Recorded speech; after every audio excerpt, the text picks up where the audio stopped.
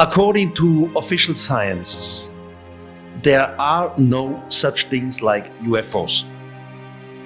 There are no extraterrestrials. And if there would be out there, they would look completely different to us. And if they would be and look completely different to us, they could never reach us because the distances between the stars are much too high. I don't know where all this rubbish comes from, but it's yesterday's answers. None of them is true. Unfortunately, I do not have time to go into every little detail, otherwise we would have a university talk. But one thing is clear, even with our primitive technology of today, we could reach the distances of the light years. Just imagine a gigantic generation spaceship. This is feasible. In here now, whole families would live. The parents would make children, the children would make children, and so on.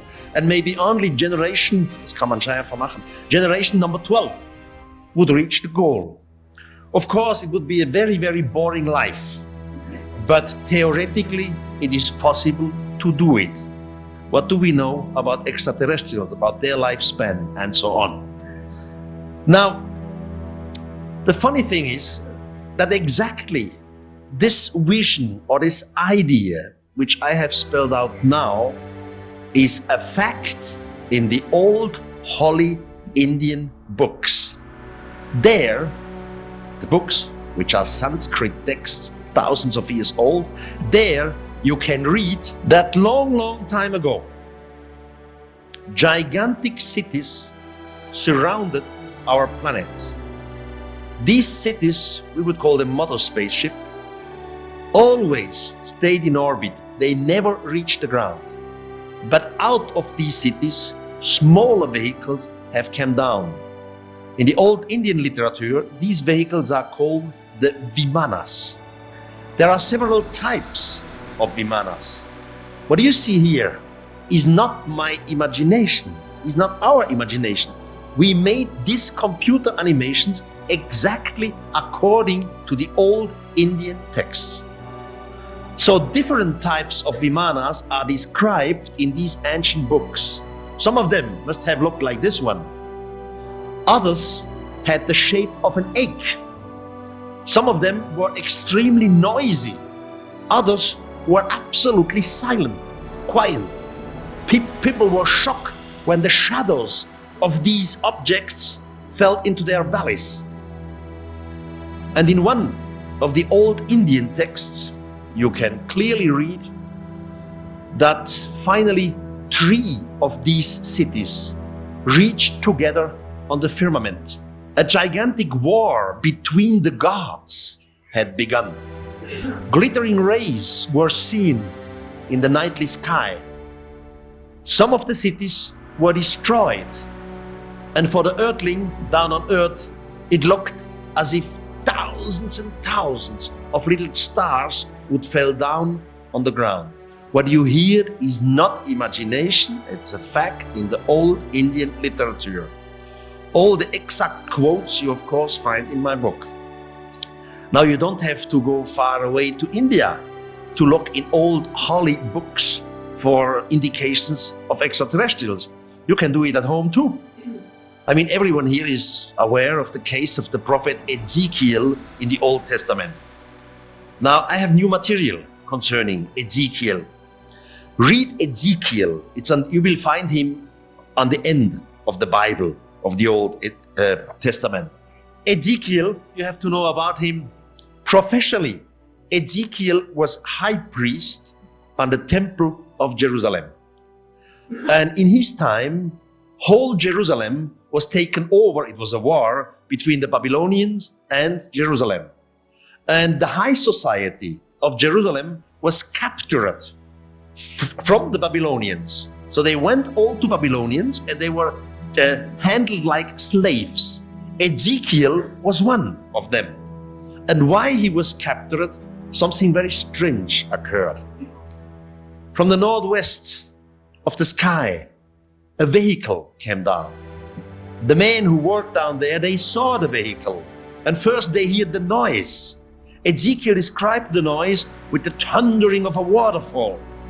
Finally, this object comes down. Everybody runs away, lay on the ground. After a few minutes, it becomes quiet. Ezekiel hears a strange voice in his own language who says, "Don't be afraid, human being." Just imagine for a while that this would be a vision of God. Well, as we know, God knows everything. God is almighty. If this would have been a vision, why would God say, "Don't be afraid, human being"? God would know the name of this fellow lying on the ground.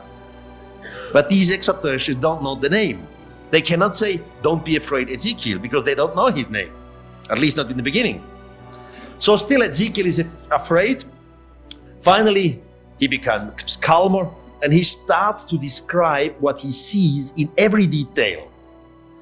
He sees something, a big object. He calls the whole thing the splendorness of God.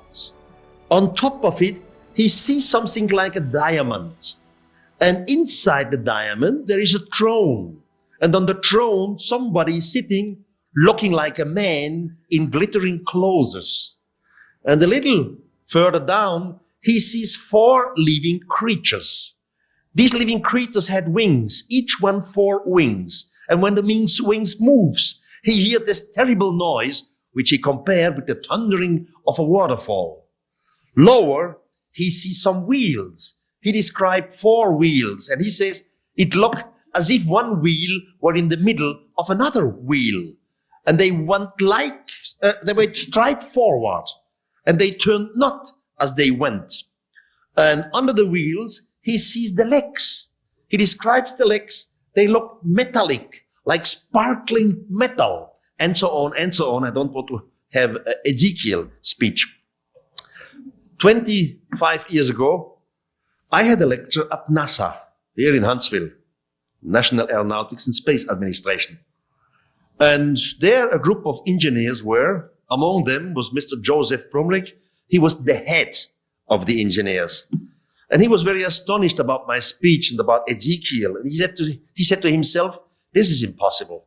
Come on, in the Bible we will not find something which you could interpret technically." So he went to the libraries, came back with a few Bibles, because in every Bible you have different interpretation and different translations.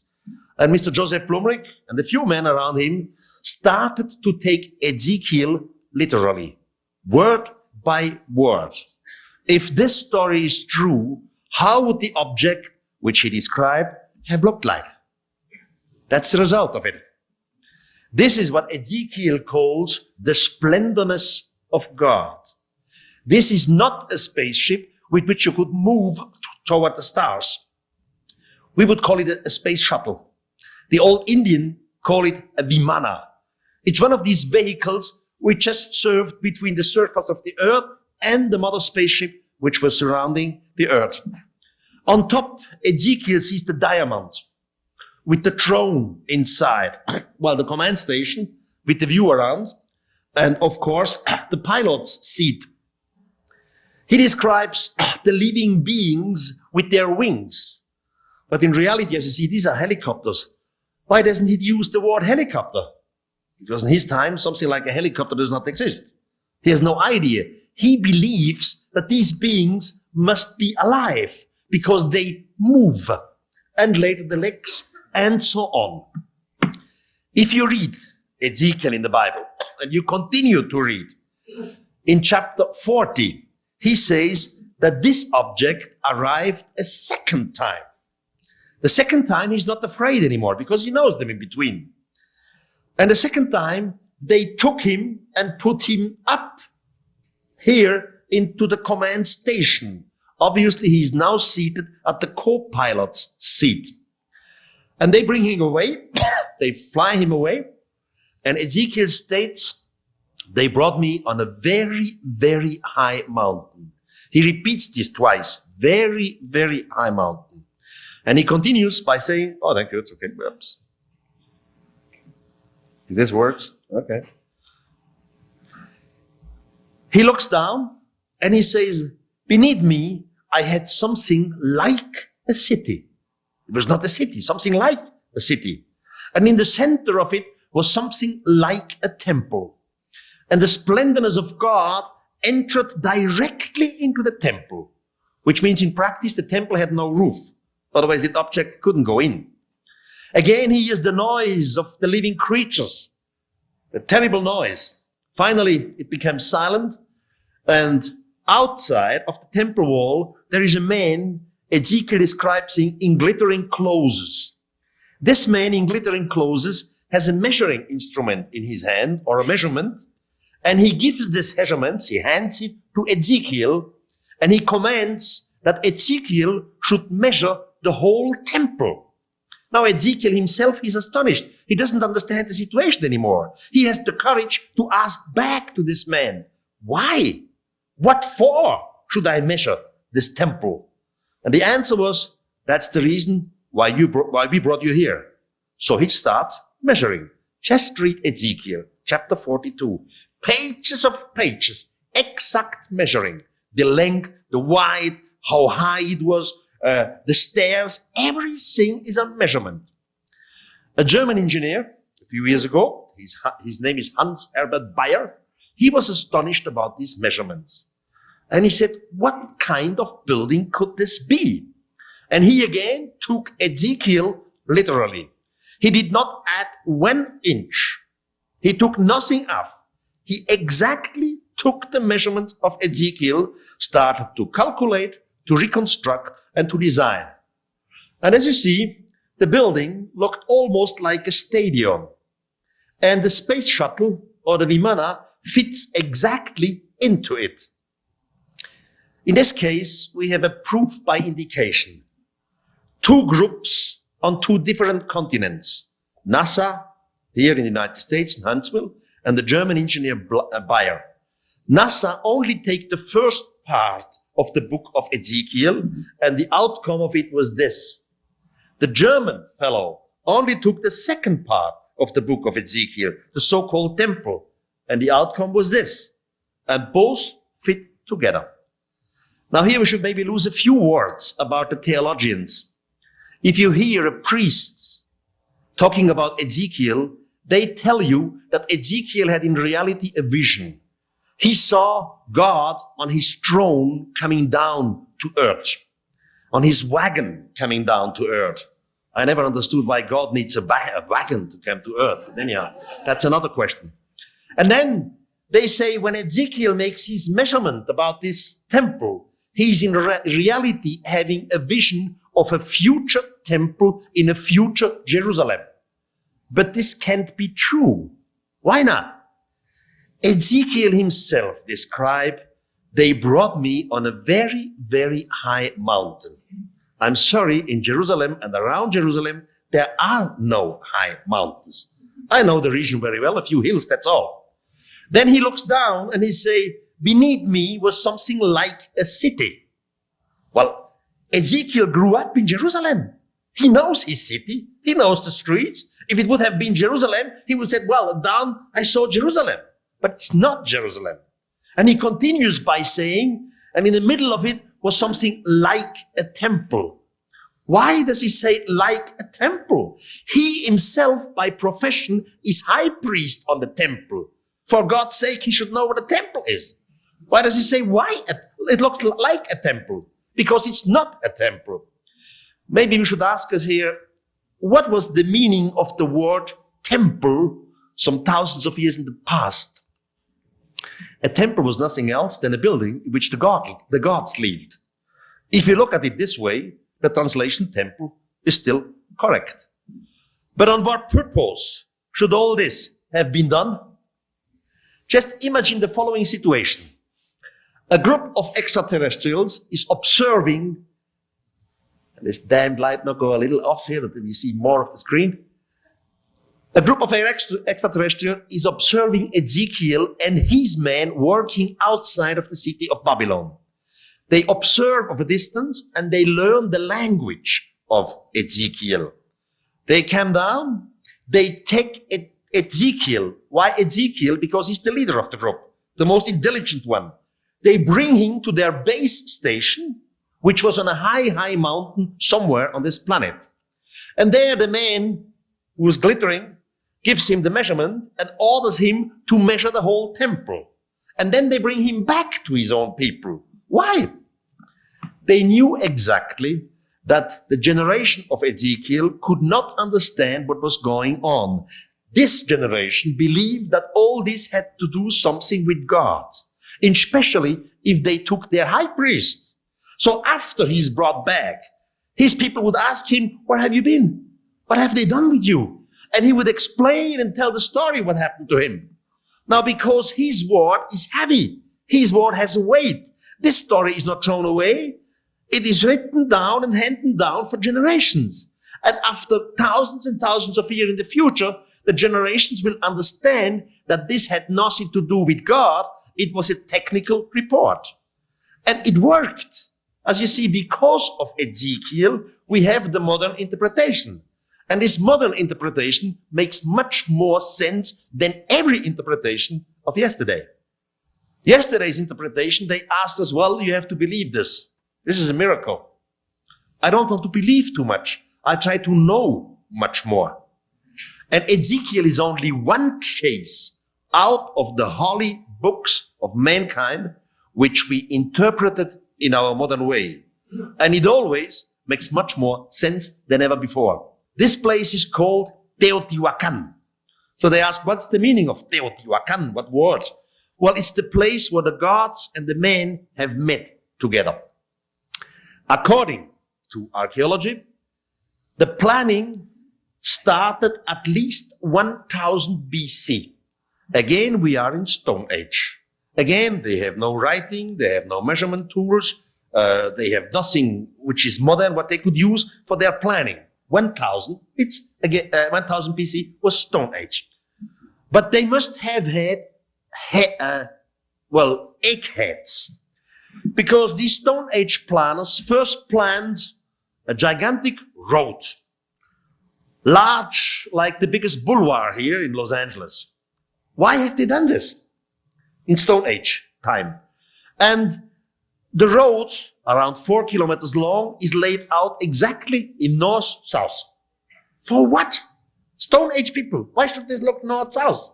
Not only this, they planned it in such a crazy way that you have two different points of view. Seen from upside down, you see this. Soon as I take the camera down there, in the opposite direction, it's an endless stairway which melts with the pyramids. The stairways to heaven.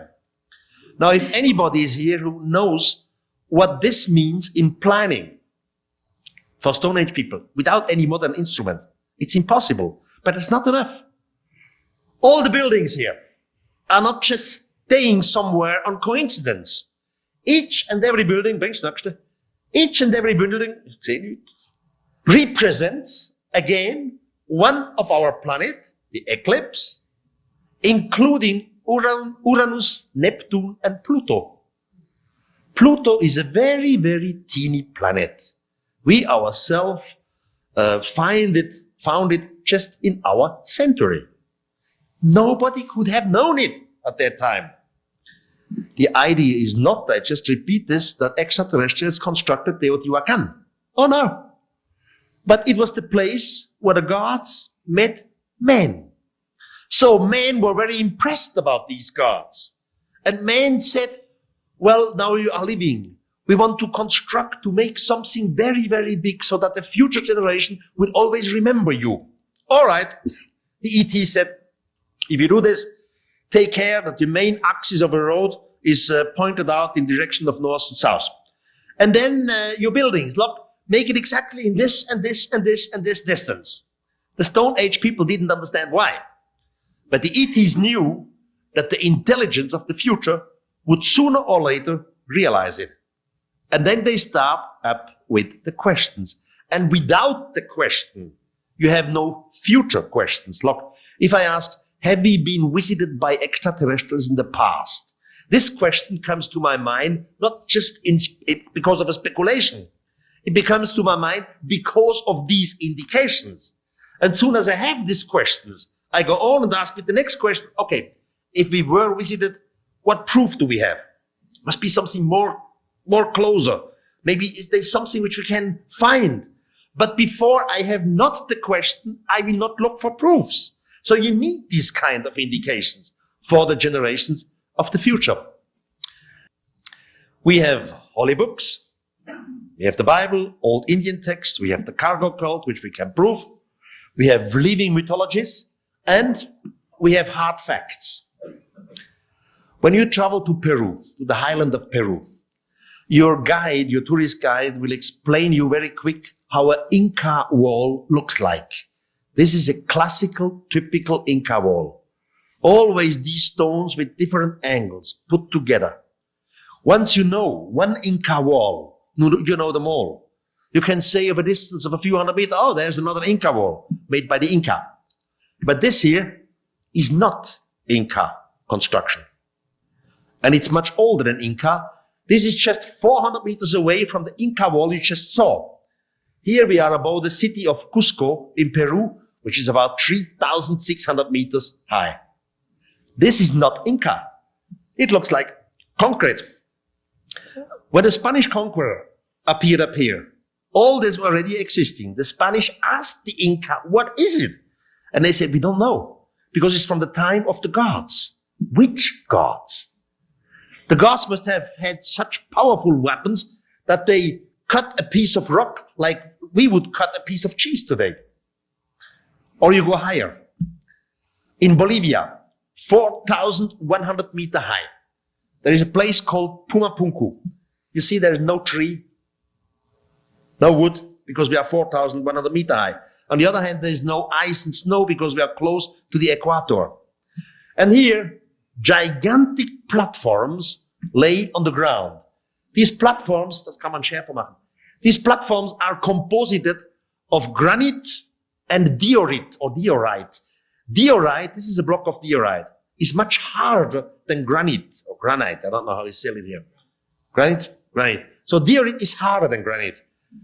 If you want to cut a piece of diorite, you definitely need hard metal. And everyone who works with stone knows it. But in the textbook, they still tell us, well, it was chiseled with bones or with other stones and so on. To chisel such a block of diorite, you need hard metal. Now, the biggest terrace up there went 29 meters in one block. In the meantime, it's destroyed into 3 smaller blocks. The calculated weight is about 900 tons. The Aymara Indians who live up there, very nice people, they had no chance in this height of 4,100 meters, where there was no wood, no wooden rollers, to move a block of 900 tons. Just forget it.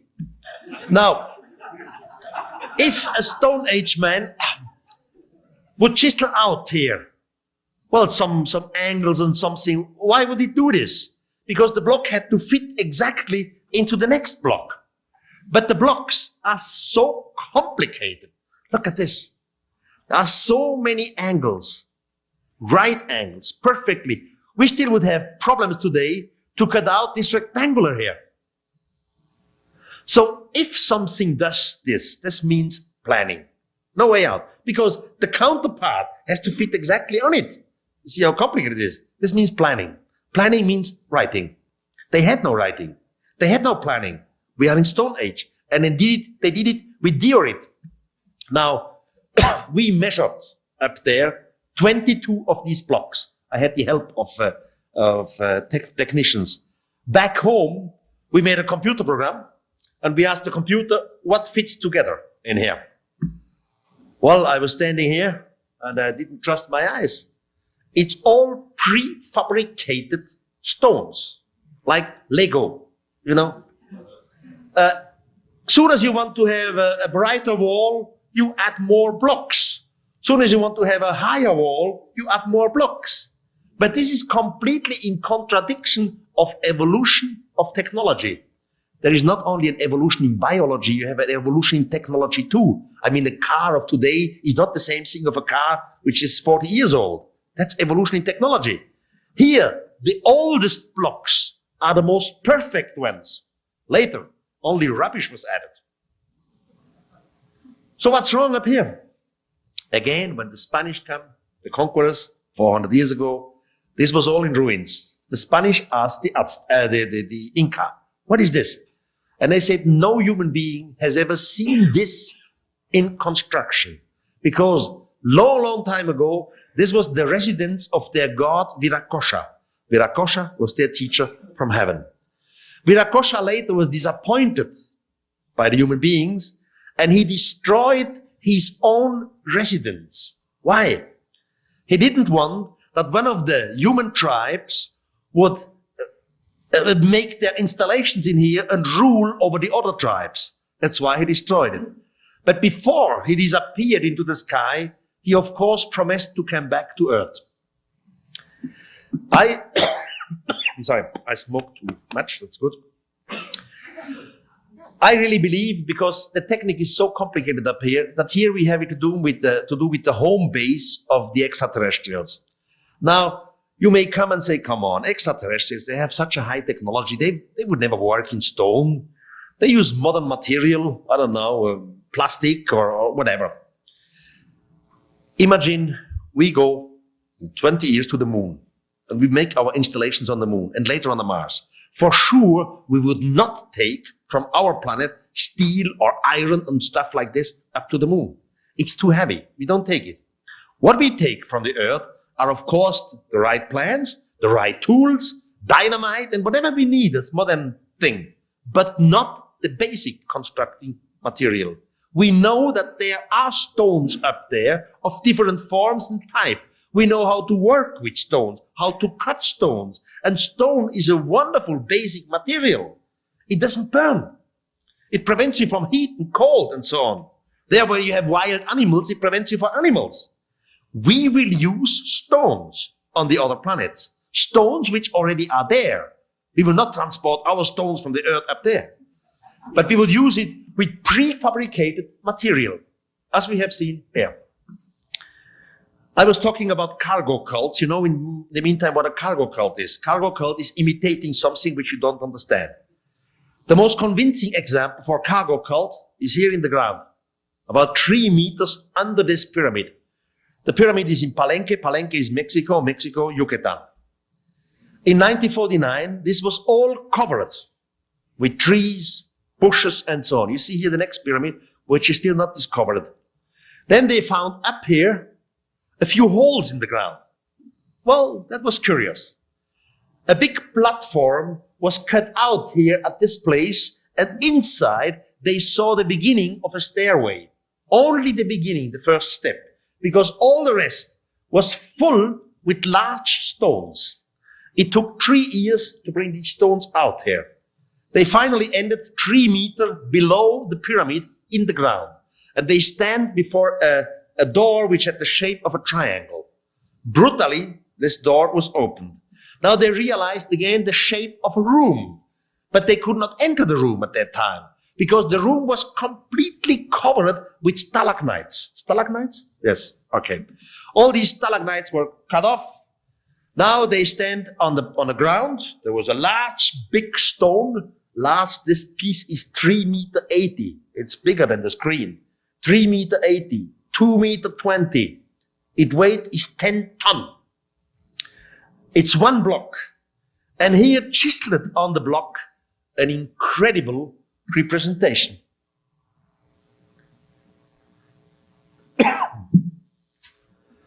Somebody is bending forward, almost like a racing motorcyclist. A mask on his nose. He uses his hand to manipulate controls. He's sitting on a chair.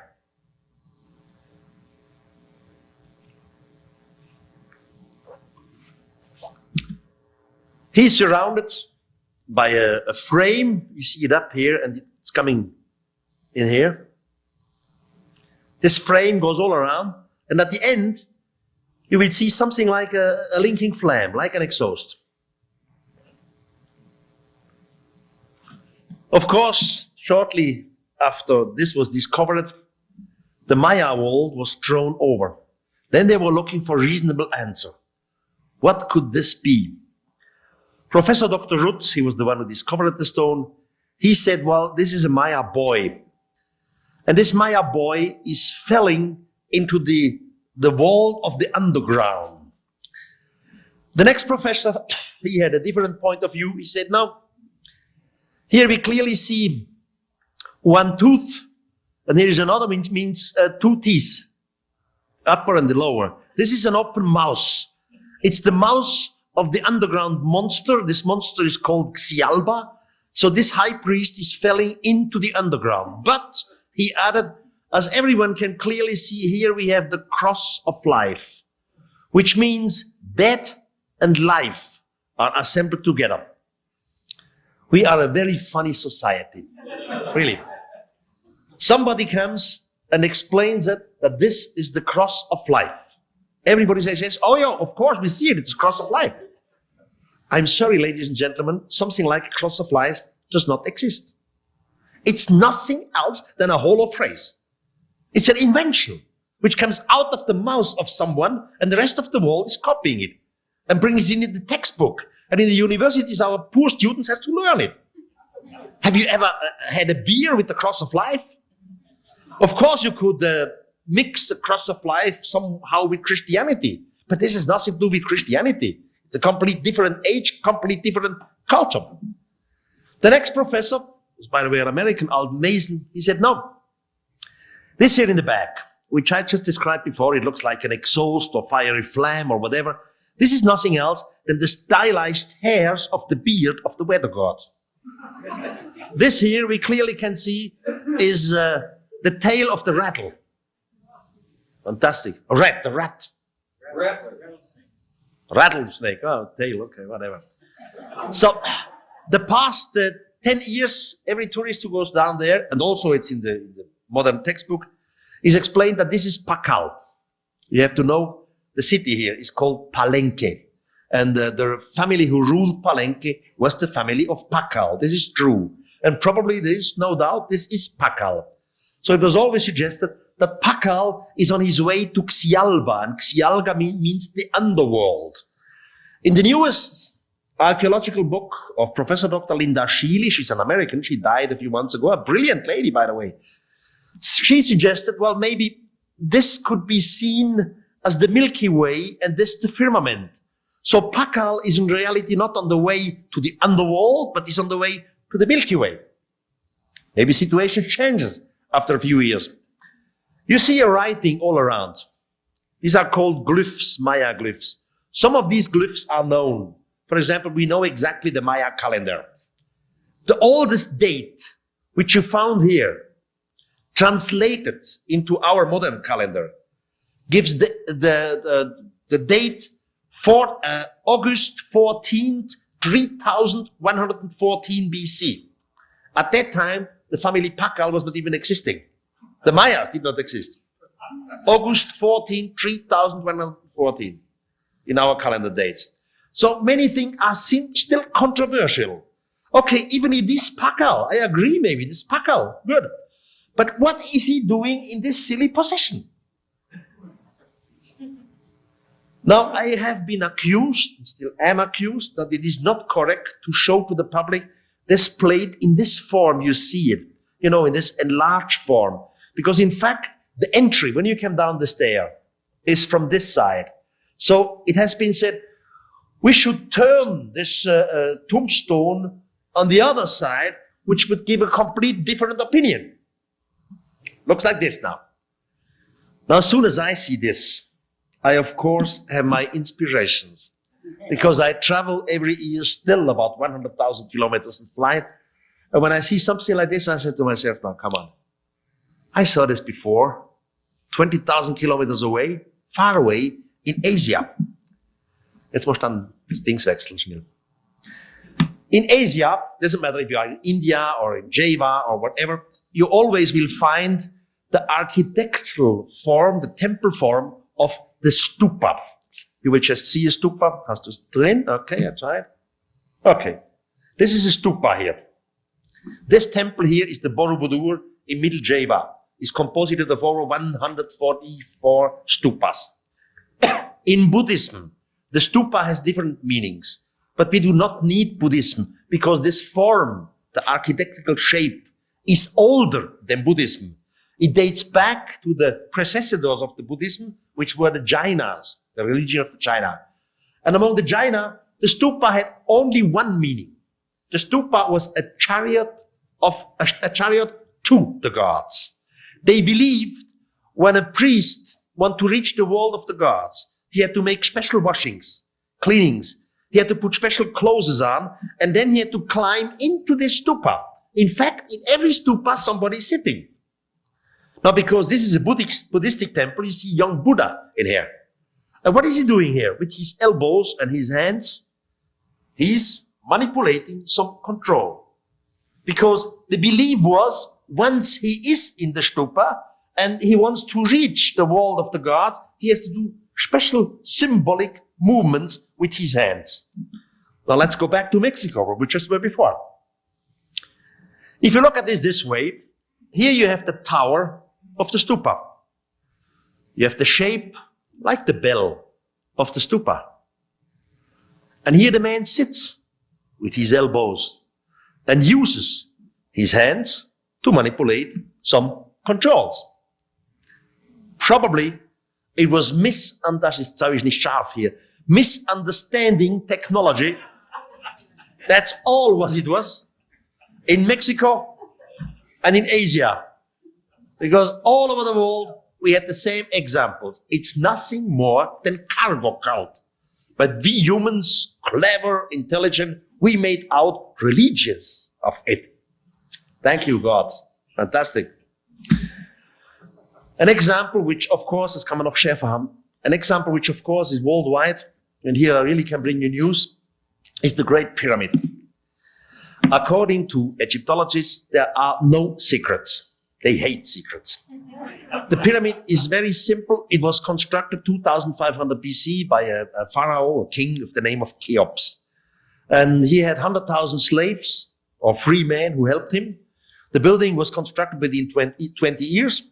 In the building itself, there are only two rooms. One room is called the King's Chamber, and the lower room is called the Queen's Chamber. That's all. And of course, the corridors which led to the two rooms. That's all which you have to know in archaeology about the Great Pyramid. There are no mysteries, whatever. But we in our Western world, with our Western education, we are never told, nobody tells us what the old Arabian historians say about the construction of the pyramid. And with old Arabians, I do not mean a grandfather of today. I mean the people who have been writing down 1,000 years more in the past. Brilliant men. What is the outcome of their books? They write, it all took place before the Great Flood. Mankind at that time was so primitive that they were still eating and drinking with the animals at the same place. But then the skies opened, and many little barges, ships, have come down to earth. You remember in old India, it was called the Vimanas. Ezekiel describes one of it. Now we are in Egypt. The barges, the ships of the gods came down.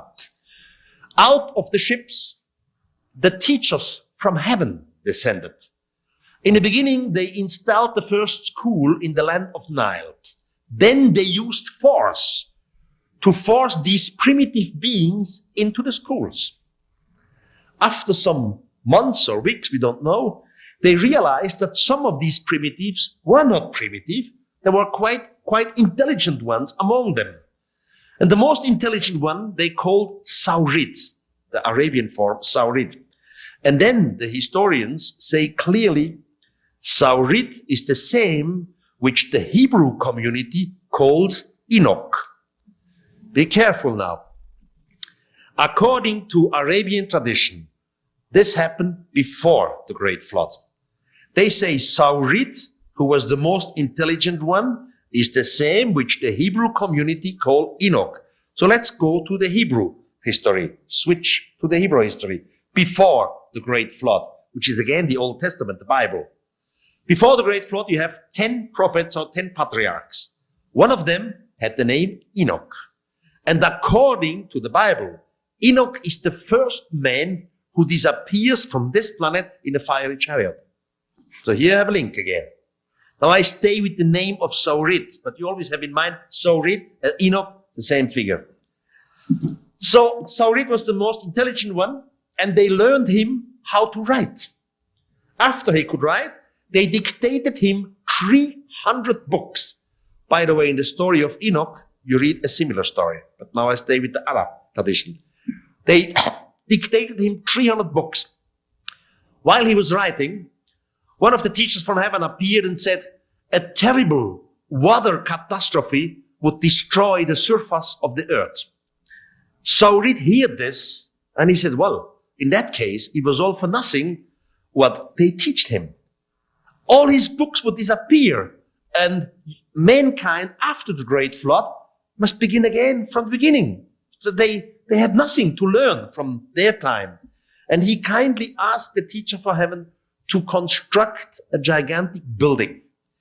In this building, he would make different small rooms. And in these rooms, he would put all his books so that after the water, they should not restart again. And he would make this whole building waterproof by laying stone plates all over. This is true. You still have some of these plates down here. It was all covered at once with these big stone plates. So clear, so nearly that you cannot even put a razor blade or plate between it. So it was waterproof. That's Arabian history. Our Western scientists, our Egyptologists, they think this is all nonsense. There are no little rooms with books in there. There are no mystery. This is all just fairy tales of the Arabs. Who is correct? When you as a tourist climb into the Great Pyramid today, you have to climb into this hole. Why not up here? This looks rather like an entry. In the year 823 AD, this was still covered with stone plates. Then the ruler of Egypt, his name was Caliph Al-Mamun, he knew that there are treasures inside, and he wanted to have the treasures. Now, because it was all covered with stone plates, there was no entry to see. And he gave the order just to dig this hole inside the pyramid. What happened? So if today, as a tourist, you climb in here, in the beginning you really have the impression, this is not the pyramid, this is not the building, I'm climbing into a rock. Into a rock. You see this here. But then after a few meters, you enter into the first corridor where you have to climb up. Now, you yourself, you have to make yourself very small. Down here, it's very narrow. You climb up here. After more or less 10 meters, you arrive into the great gallery. And here the mysteries begin. They also begin for the scientists, because no one understands why these constructors of this building made first this low, narrow corridor, so low that you really have to climb in a terrible way. And it's so low that you could not even put a sarcophagi inside. And then of a sudden, you have a 10-meter high gallery. Why that? Nobody understands. Here where it's dark, there is the entry to the so-called King's Chamber. And 23 meters below is the Queen's Chamber, a little smaller. And in the south wall of the Queen's Chamber, there is a little hole. It's rectangular. Some tourists have lights with them. They look inside and you see it's a shaft. The shaft is about 2 meters horizontal, so flat. And after 2 meters, you realize at the end it's going upside in the pyramid.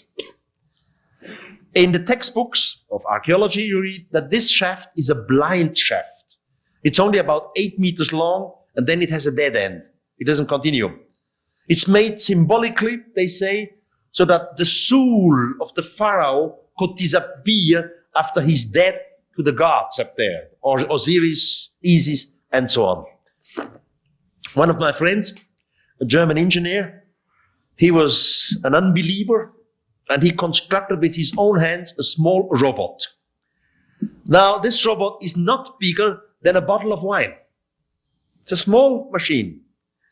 Down here, you have rubber, like a little tank, so that you have force to climb inside up the pyramid.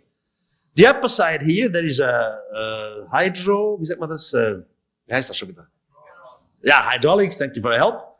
You can put this part up so that it gives you force on the ceiling also. 2 special halogen lamps have been constructed, a special video camera, and down there is a laser beamer. With this laser beamer, you can measure the distance to the next wall. First, it took many months before Rudolf Gantenbrink received the permission to move with his robot into this shaft. Finally, the Egyptologists said, oh, come on, let him do, because the shaft is anyhow just 8 meters long, and then it's a dead end, so what for? Okay, move in with your stupid robot. And something incredible happened. Bring this build.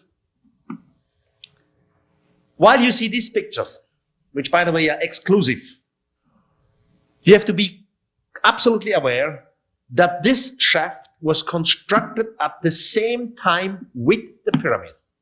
It was not possible the other way around. You cannot finish the pyramid, and now a priest arrives and says, hey, I need a shaft now. But with 20 centimeters in diameter, 20 centimeters, not even a Lilliput man could go in and chisel it. So the shaft was constructed at the same time with the pyramid. As higher the pyramid went, as higher the shaft went. That means the ceiling was not here during the construction. There was daylight inside. So nothing what you see is coincidence. They wanted to have it the way it is. The robot passed different forms of stone, granite, diorite, sandstone. Of a sudden, the whole shaft was covered with small little stones, including the ceiling. You will see it later. The robot passed doorways. And down in the Queen's chamber, there was a small monitor, and 7 Egyptologists were sitting before. Their faces became longer and longer and longer. They all believed, well, after 8 meters, this is over. But the robot went higher and higher. It is a degree of the angle of 40.1 degree. Went higher and higher. 20 meters, 40 meters, 30 meters, 50 meters, then 60 meters. And the robot reached a point 64 meters, and a door appeared. This door has 2 metallic clamps. One of them, seen from your side, the left one, is broken down. So the robot was looking for this broken piece. Should be down here. But it was not there. It was found later on the right side. And it is definitely a piece of metal. What do we do now? We were always so sure there are no secrets. There are no little rooms in it. So what now? There was no metal in time of Pharaoh Cheops, 5,000 years ago. This here is alabaster. Until today, we do not know what this really is. I mean, should you pull it out, press it in? Should you turn it? Or is this maybe just the opposite of something which from the other side looks completely different? If you imagine the shape of the pyramid, the point where we are now here, you still have 23 meters to the outside wall. Enough room for rooms. The door itself doesn't lay on the ground. You will see the laser beam going under the door. On the right side, a small triangle is missing, and black dust is coming out there, which is an indication that there must be something behind it. Otherwise, nothing can come out. And usually it is normal when you make a door, there is something behind the door. But not in Egyptology. It is nearly 6 years since this sensational discovery was made. Maybe read something in the newspapers or a few things on television. So one should believe that after 6 years, finally, they have opened the door. What is the scientific curiosity? But nothing happens. At least not in public. I have very good information down to Egypt and to people who work here, and we know something is going on. But the public is not informed. Can somebody explain me why Who is afraid of what's behind the door? We have the technology to make a landing on the moon, and you can watch the landing on the moon on your TV screen at home. We have the technology exactly to do the same thing here. While the door is open, step by step, you can see it at your TV at home. But somebody is preventing this. And obviously they do not understand that they lose their whole credibility. Because soon, maybe in a few months or so, if they come and show us on TV the open door now, and they tell us, well, as we expected, there was nothing behind it, we don't believe it anymore. It's over, the credibility. They have to do it in public. Otherwise, it's a censorship. We all are old enough and intelligent enough to see what's behind the door. And if there is nothing behind the door, okay, there was nothing. But you should not work this way with humans. And we are intelligent beings. We have a right to know. What about the freedom of information? What about the journalists who always ask questions? Why in this case, nobody questions and questions and questions? It's just quiet. Silence around the globe. And there is the door and the mystery. Well, nothing goes on. Is this science or what? Another mystery far away in Peru is Nazca. Nazca is 480 kilometers south of the airport of Lima. I suggest everyone, when you go there, just rent a car. Then take the road to the south, always to the south, in direction of Chile. You can't miss it, there's only one. Now, I made this about 20 times. In the beginning, 30 years ago, it was terrible. It's just a terrible desert, very, very hot, dirty, dusty. So in the meantime, it's a pleasure. The whole road down there is paved. Now it's still desert, of course. From time to time, there comes an Indian village, and maybe you may have hot, and you make a stop and you drink a Coke or something, and you look around, and you see nothing.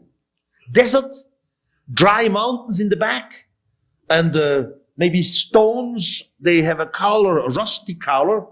And finally, after 470 kilometers, you arrive in Nazca. It's a little city. There is a small airport, and there you can rent propellant aircrafts for $150.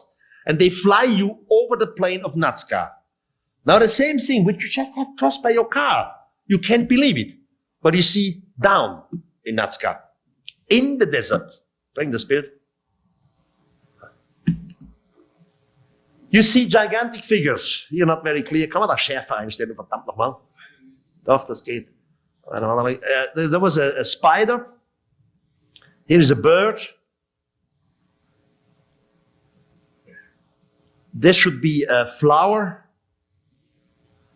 So there are figures in the ground, but these figures are of such overdimensional size that you can see them only from the air. When you are on the ground, you see nothing.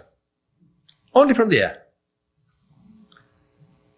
Now, all kinds of suggestions have been made what this should be. Wenn du an einem Ring drehst, also nicht an dem, was vergrößert, am anderen geht's schärfer. Blöde Sie. Das ist der richtige. Versuch's nochmal. Sorry, okay, das ist schon ein bisschen besser. Jetzt haben wir es, now it's a little better than before. All these figures are made out of one line. Look, take a piece of paper and a pencil. And now you make a design, but you may never take the pencil off. It's all on one piece. That's how it's made. The next thing you see are big lines looking like, airstrips. By the way, I never said that this is an airport. I said, seen from the air, it looks like, which in reality does. But I'm always quoted that this is Erich von Daniken's spaceport. So, you see these gigantic lines looking like airstrips, and then small lines. Of these small lines, over 2,800 exist. The longest of it is 23 kilometers long. That's quite a size. What do you think when you see this? Doesn't it look like an airstrip? This is Nazca, original Nazca. About Nazca, many, many theories exist. The first theory came from Miss Maria Reiche. She was a German lady. She spent her life here to solve this mystery of Nazca. She died a few months ago. Maria Reiche was of the opinion, well, it must be a calendar. Because in fact, some of the small lines, they have to do with the calendar. On the 21st of March, you see the sun rising up over one line. But this is only true for 8 lines. What about the rest? 2,800, they have all nothing to do with the calendar. An American fellow, his name is Jim Woodman, came up, and he declared Nazca to be the start place for the hot air balloons of the Inca rulers. Well, I'm sorry, 400 years ago, the Spanish conquerors arrived here. The Incas had no hot air balloons. If they would have had, they would obviously fly around the Spanish heads. Then there are always new ideas about Nazca. Every 2 years, I read a new idea. It was suggested, well, it was a cult for the water god. Okay. Another said it was a cult for the god of the mountains. Then it was a cult for agriculture. Also, there is no agriculture. Every 2 years in the scientific books, there is a new theory coming out, but never any proof. On the mountain, by the way, you find many figures with halos or helmets around their head. Here is one. This is 29 meters high. One arm is pointed to the sky, the other one to the ground. Today, this figure is called El Astronauta. Of course, I myself have also a theory about Nazca. I know, because of the Indian books, that thousands of years in the past, gigantic space cities surrounded the Earth. I know that smaller vehicles, the Vimana, have come down. So I suggested one of the Vimana made a landing here. Of course, they do not need an airstrip for it. There's nobody there anyhow to construct an airstrip for them in the beginning. But simply by coming down, it doesn't matter in what way. If they take an air cushion or whatever, simply by coming down, small stones and sand is blown away. And all what is left behind them is a trace until to the standstill. That's all. Now they make some measurements. Maybe they use minerals, metals, they look for uranium or whatever. And after a short time, they leave again. And of course, they were watched by the natives. And the natives were afraid. After the gods had left, all what is in the ground is this line. And now the cult starts, the cargo cult. The natives believe, well, the god made these lines because they wanted that we make lines for them. So they start to create lines to the north and east and south and west, large and thin lines of all kinds. After some generation, of course, they are expecting the returning of the gods, but the gods do not return. Now, one of the priests may have a bright idea. Priests always have bright ideas. He suggests, well, we must give signs to the gods. We must show them that we have offerings for them. And now they start to carve gigantic figures in the ground. That was the theory I had brought forward and not the stupidity which I read every day, and including in the scientific books. They never read my books. They just criticize. In Chariots of the Gods, I had 238 question marks. Nobody saw the question marks. Very strange. In the meantime, I'm sorry, I was here so many times, really, over 20 times. I have a book on the market. It's not in back here. It's called The Arrival of the Gods. And this book, finally back on the American market, this book is only about Nazca. 150 pictures. Last time, 2 years ago, when I was there, I asked the pilot, listen, the desert, I know enough. I know every detail about the desert. Let's fly into the mountain. I have time. Every day at morning at 6 o'clock, I'm there. We fly into the mountain. You take care that I miss nothing. Not one valley, not one mountain, nothing. What you see now are all pictures out of the mountain. Can someone tell me what this is? This is not in the flatland. It's in the mountain. What is it? It looks like an airstrip with two accompanying line. What about these stairways here? I don't know. In the wise books, you read, well, this was very, very easy to make. It took 2 or 3 generations. You see 2 lines coming together here. Under this line here, was once a larger one, which went back here. And number 3 is going under it. I'm talking about people, about the generation who had no dynamite, no iron, no metal. All what they have is their hands. Or you read in the wise books, well, it was very, very easy. All they had to do is to scratch away with their foot the surface of the ground. And then a brighter shining ground appeared. This is not true. Imagine this would have been made by scratching away the stones of the surface. Okay. Now you have a zigzag line below. And in some places here, you see the zigzag line still shimmering through this one. If you scratch away all this, the zigzag would disappear. And even down in the desert, there are many places where you have first the lines, the figures, and then comes what looks like an airstrip. And if there are still people here who believe, well, that was very easy, it was just a cult done with their hands, you should clearly watch this. Keep it in your mind, in your memory, because you never see it. You never see it in the newspapers or whatever. To lay out this line, you first had to cut down all the mountains around. Make it completely flat. For what purpose? Why? With what tools? What instruments? And then for the first time in the mountain, geometrical figures. This is very, very big. You know, it starts in the middle with the point and rays all over. Then you have different squares, 8. You have a circle with hundreds of points, a bigger circle with other points. There are 2 squares around. Now, when you go higher with the aircraft, you realize that this is only part of a bigger geometrical pattern. Continues back there. And you go higher again, the figure becomes bigger. Starts down here now, goes over here, and there. Now, I don't know what it is, but one thing is absolutely clear. If you would climb up here as a tourist, it's terribly hot. It has a lot of scorpions. If you climb up here, all what you have beneath your feet is a little point. That's all. You cannot overlook it. It's too big. This is about around 700 meters. So can somebody tell me why someone in the past made gigantical geometrical figures which someone else can only see from the air? Obviously, they believe that somebody was flying up there. Otherwise, it makes absolutely no sense. And in some of the mountain slopes and hills, there are some kind of messages. What is this? I don't know. But these things are there. They are in my book, The Arrival of the Gods. They exist. Everything which you see in this speech exists. It's all a question of interpretation. But the few things cannot be interpreted anymore because they are clear.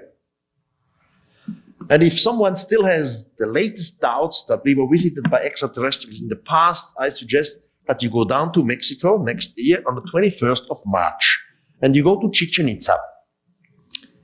Chichen Itza is in Yucatan. It's a tourist place. There's even a highway between Cancun and Chichen Itza. In Chichen Itza, the main pyramid is dedicated to the god of Kukulkan. Kukulkan is always represented in the form of a feathered serpent. And Kukulkan always is located exactly on the stairways of the pyramid. Here you see Kukulkan, this is his head, the feathered serpent. All through it's broken here. This should be the feathers. But exactly on the stairway, right and left side. Now, if we would be in Egypt, this pyramid would be laid out in direction of north-south. Not here. The north-south line crosses the pyramid. And this on purpose. Because the Maya priests, they wanted to show to the future generations for eternity how God Kukulkan descends to us. You see, the pyramid has 9 platforms. As higher the pyramid becomes, the platform becomes smaller. The pyramid has a certain angle. It's not a tower like this. It has exactly this angle. And the astronomical orientation goes through the pyramid. On the 21st of March, in the early morning, when the sun goes up, one part of the pyramid is shining bright. The other part is dark. As higher the sun climbs, exactly on the stair where God Kukulkan is represented, image of light and shadow climbs down the stair. The sun goes up here, God Kukulkan comes down the stair. Still to see every year. This is a clear demonstration of what happened long time ago. But this generation is still too stupid to open their eyes. Sometimes I have the impression that we have two groups of human beings on this planet. One group is educated religiously. They believe that God made everything, the creation and so on, but as the crown of creation, he made us. The other group is rather scientifically, they know everything about evolution, mutation, selection and so on, but we are the top of evolution. Have you ever remarked that in both cases, if we take us as crown of creation or top of evolution, we are the greatest? Something like us does not exist in the whole universe anymore. We are looking down to our neighbor. We are the greatest. In fact, some people, most of it, they do not want extraterrestrials because the extraterrestrials would cut their uniqueness. They are not unique anymore. It's a psychological problem. And this psychological problem is faced not only in religion, also in theology and of course in science. They are afraid psychologically to accept that we are not the greatest. That's how the situation is on this planet. It's completely silly. I really know that when these extraterrestrials left the planet thousands of years ago, they promised to return in the far future. We know this. You know, the Kayapo dancers, the one in straw garment, they tell it us. The old Indians tell it us. They promised to return. And what do we have today in our religions? We Christians accept the returning of Jesus. The Muslim community is waiting for the returning of their Mahdi. As we know, the Jewish community, long time ago, they wait for the returning of their Messiah, and so on. Every big religion of today, also the small cults, they have this expectation of somebody to return. I know that thousands of years ago, the extraterrestrials promised to return, and they will return, sooner or later. I feel it is more responsible against mankind to talk about these things openly, not to hide it down, because then mankind is shocked when they really return, because they have been waiting for Jesus or Messiah or Mahdi or whatever. And what shows up? Extraterrestrials. Ladies and gentlemen, all this, what I told you here, has nothing to do with any new religion or any new sect. You don't have to believe absolutely nothing. The facts are here. The old books are here. It's a question how you take it up and how you look at it. I would turn myself into my tomb if after my death some idiots come up and make out a new religion of this or a new cult. It is simply fact.